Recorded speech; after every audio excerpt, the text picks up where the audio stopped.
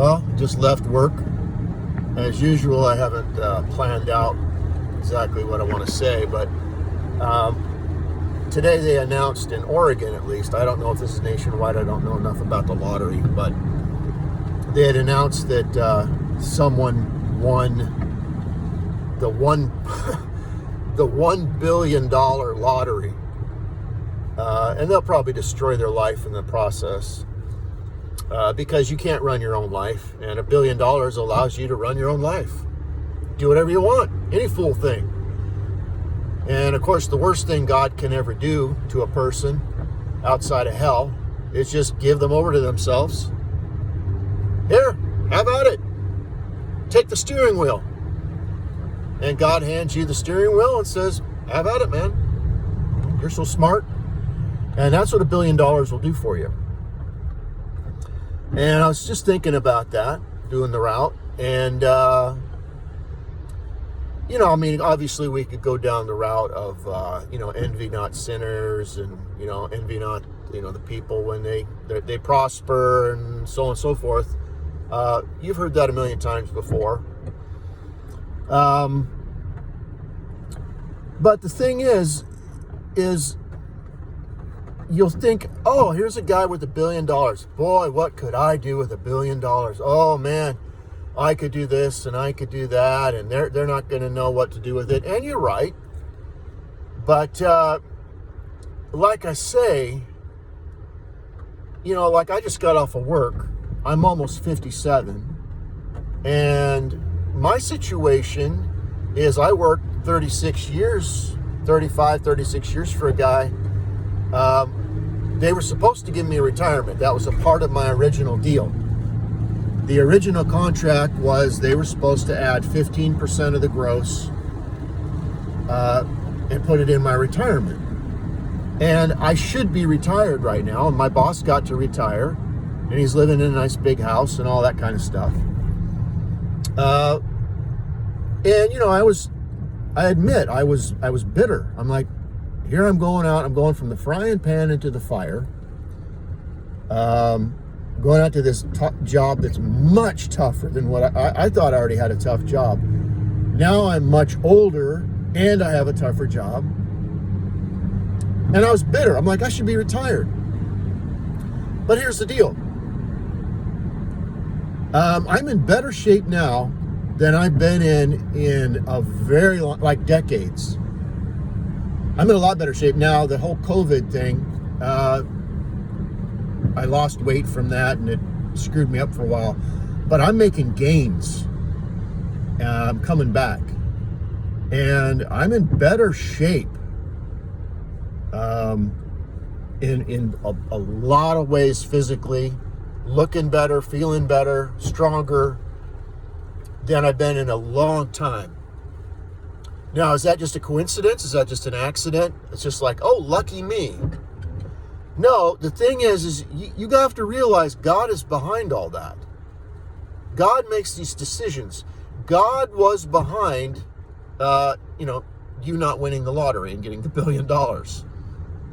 God was behind me not getting my retirement from the other job. God was behind me coming out to this other place and working harder than I've had to work at the other place and getting in a lot better shape. I feel great. God was behind that. I mean, who knows? I've always been physically fit, but maybe if I'd have got to retire like last year or whatever, by now maybe I'd be in horrible physical condition. Maybe when that COVID thing hit, I mean, I've never been hit by anything like that in my life. I was down for like 9 days. That's never happened in my life. I've had a pneumonia and it didn't have me down like that. I had MRSA and it didn't have me down like that. Maybe it would have just took me out. Maybe it would have just killed me and God wasn't ready to, take me home yet. So he had to put me in a job that was going to really strengthen my body so that I could go through what he knew I was going to go through.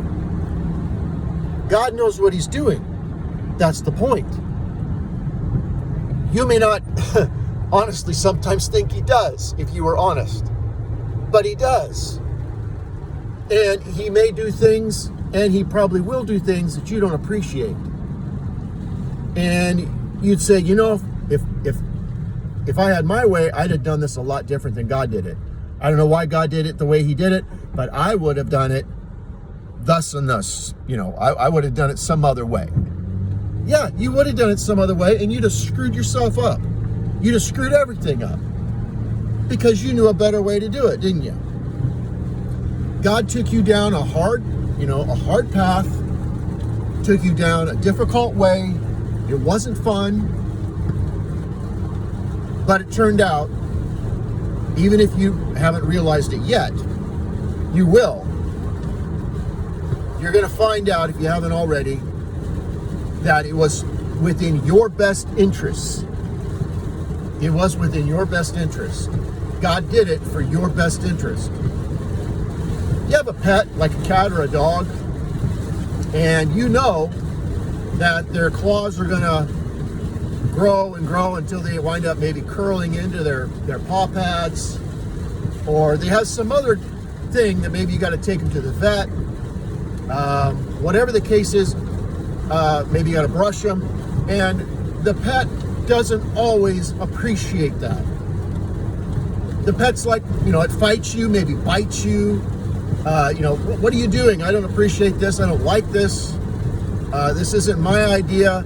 I have a much better idea of what we can be doing right now. Maybe you could just throw the ball for me or whatever. No, we got to cut your nails. Well, I hate this. It's got to be done. Otherwise, your claws are going to grow into your paw pads. Then you're really going to have trouble. That's the analogy that goes to you. God sometimes has to cut your claws. He sometimes has to put you through something that you don't appreciate, you don't understand, because you're too dumb. I love my cats, but honestly, they're too dumb. They don't understand, daddy's, or mommy's trying to cut my nails so they don't grow into my paw pads.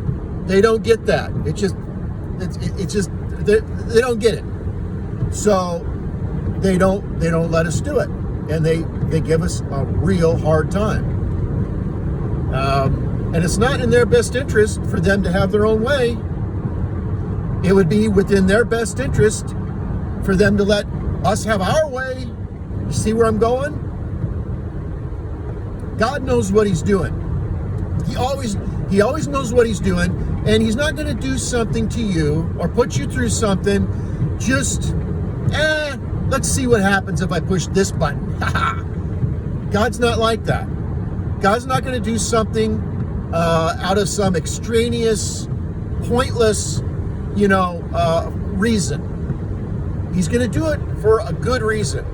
God's very smart. He knows the future, and he's going to do something with good reason. And you may not understand it, you may not get it, but it's the right thing. And like I said at the beginning, I'm in the best shape I've been in a long time. And especially at my age, that's a benefit. If you're 27 years of age and you get jacked, that's nothing but vanity. Hey, look at me. But if you're 57 and you're getting jacked, that's very useful. That's very useful.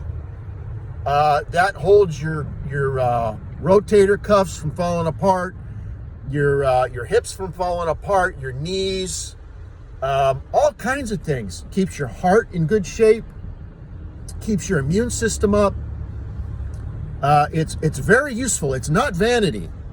It's not vanity at that age. It's very good. And I'm forced every day. They put me on a rear loader route, so I'm having to move these 4-yard containers with 3 yards of garbage stacked on top of them by myself to the truck and then push it back. And I'm doing that all day long. And at first I'm like, oh man, am I going to be able to keep this up? And after a while I got it. I'm like, hey, wait a minute. This is good. This is a workout. This is like a powerlifting workout I'm forced to do every day. And I was already feeling the gains and seeing the gains. And I'm like, okay, all right, I get it. And I didn't come up with that plan. It's something that I was thrown into against my will, really. But it's for my benefit. And I didn't even see it coming, and it wasn't something I planned. That's what you have to realize in your life. God knows what he's doing. He really does. And you don't. Well, I kind of think, no, you don't. You don't. Remember, some of you who are my age, do you remember back when you were in your 20s and you had maybe some really good ideas, some things that you wanted to do, and if you could just afford to do it, or, whatever the case, and thank God it didn't work out? You remember those days? Some of those foolish ideas that you had that you look back on and you're like, thank God that didn't work out. Maybe you were a teenager and you're looking back, some of your big ideas, maybe someone that you were dating, whatever. Thank God it didn't work out. Because God is in charge and you're not, because you're too dumb to be in charge. So just trust that God knows what he's doing. He knows what he's doing. And even when something seems like, what is going on here? God knows what he's doing. Just relax. Just go on with the ride. Just put your seatbelt on. And you do have to row. You can't just, well, I'm just going by faith and I'm not moving and I'm not doing anything. No, God wants you to do something. God will show you what he wants you to do. You got to row and you got to pray. You got to row and you got to pray. It's not passive, but you got to trust while you're rowing that God knows where that boat needs to go and he's going to get that boat to shore. All right. Amen.